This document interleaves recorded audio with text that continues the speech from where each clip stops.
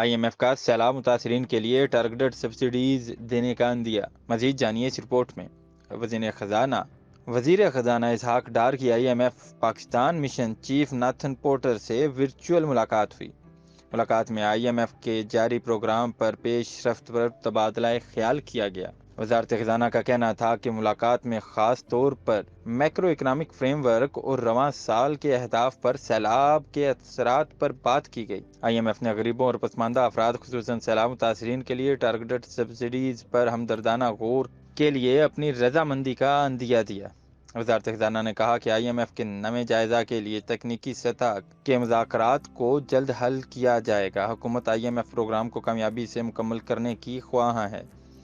اسحاق ڈار نے کہا کہ حکومت پاکستان نے IMF کے ساتھ اس بات پر اتفاق کیا ہے کہ رواں سال کے دوران سیلاب سے متعلق انسانی امداد کے اخراجات کے تخمینے اور بحالی کی ترجیحی اخراجات کے تخمینے پر مضبوطی سے کاربند رہا جائے گا۔ اس سلسلے میں نئے جائزے کے ساتھ آگے بڑھنے کے لیے تکنیکی سطح پر بات چیت اور جائزے کو تیزی سے مکمل کیا جائے گا۔